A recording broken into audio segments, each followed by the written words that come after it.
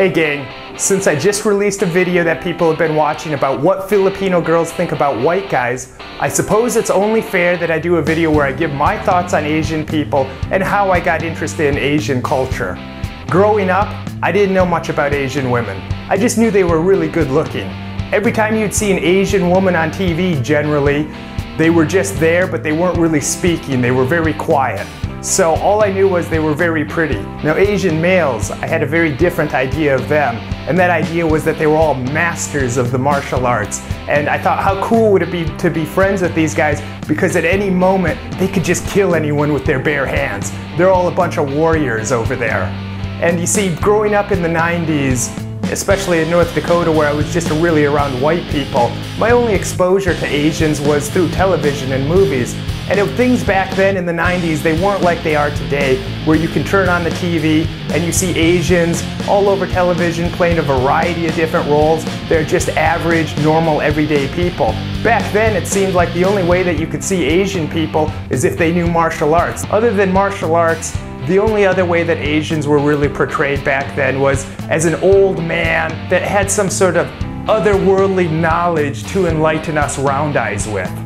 So that's about the only way you saw them in movies and TV, and I was a big fan of martial arts films growing up. It all really started with, I found a book in the house that belonged to my father, and the book was about Bruce Lee. You know how some people pick up the Bible and start reading it, and then they get really interested in Jesus and he becomes their hero? Well, Bruce Lee was my Jesus. And I figured, since Bruce Lee was Chinese American, if he's Chinese, then being Chinese must be good because he's the coolest man to ever walk the face of the earth. So being Chinese must be a part of that, and that sparked my interest. Fast forward many years later, I got the opportunity to go on a trip around Asia. I went to the Philippines, Thailand, Korea, and Japan. And that was really fascinating for me and a real eye-opener, and it wasn't disappointing for me. I saw a lot of the things that I saw only in the movies growing up, and it was a real thrill for me. However, the place that really touched my heart was the Philippines. And the Philippines, it didn't have a lot of that exotic stuff that you saw in martial arts movies, but I found out that Filipinos were the friendliest people on the planet, and I couldn't believe it. I had high expectations before coming and going to the Philippines, but it blew away my high expectations. And the Philippines has a lot of problems being a third world country, but none of that really mattered to me that much because just the warmth and welcoming of the people just blew my mind, and it really touched me. And when I got back to America, I was telling all my American buddies, oh, you really should go to this place, the Philippines. Asia's great, but in particular, the Philippines, you will have a good time there. If you get a chance, definitely go there. You won't regret it.